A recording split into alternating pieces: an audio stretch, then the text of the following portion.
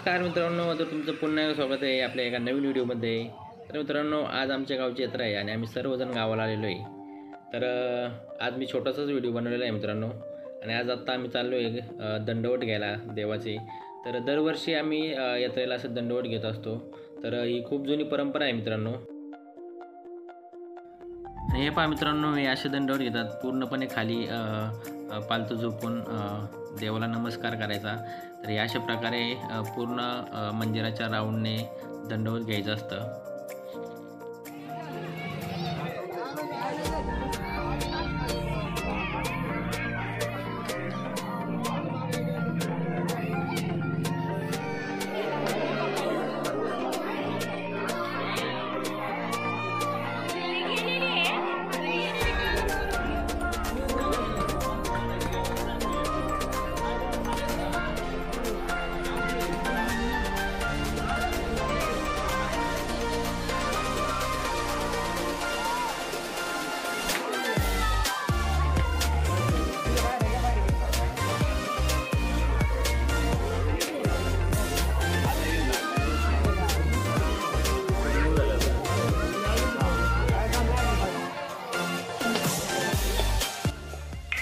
तर आहे आमच्या गावातील सर्वात जुने मंदिर भैरवनाथाचे व विठ्ठल रुक्माईचे मंदिर।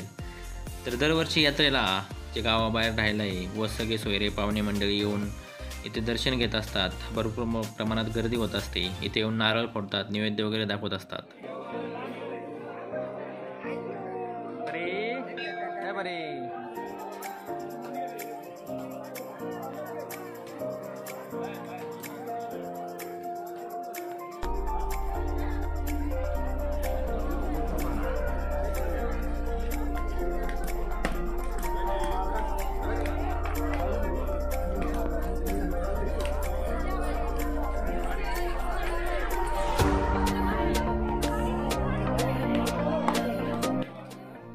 तर ही आहे विठ्ठल रुक्माईची सुबकाशी मूर्ती व ही भैरवनाथ देवाची सुबकाशी मूर्ती आपल्याला पाहायला भेटते।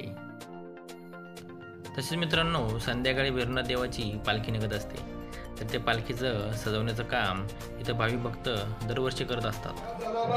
शिंदे या भाविक भक्ताने भैरवनाथ मंदिरासाठी एक घंटा दिलेला आहे। ग्रामस्थांच्या वतीने त्यांचं हार्दिक अभिनंदन। आणि हे पहा, थोड्याच वेळात पालखी निघणार आहे। तरी सर्व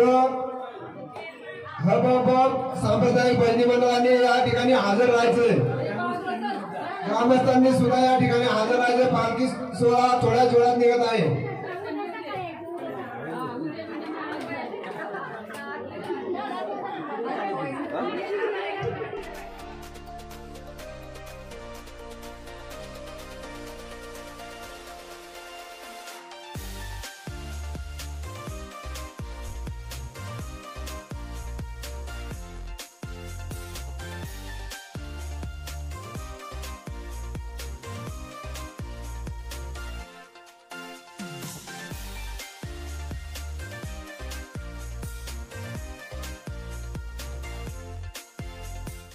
तसे मित्रांनो, संध्याकाळी मनोरंजनाचा कार्यक्रम म्हणजेच भारूड। तर या ठिकाणी संध्याकाळी भारूड सुद्धा होणार आहे।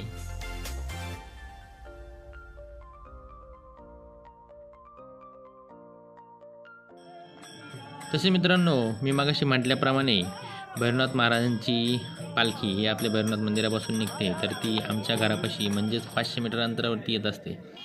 तर या पालखीमध्ये गावातील भजनी मंडळी, गावकरी, पाहुणे मंडळी मोठ्या उत्साहाने सामील होत असतात।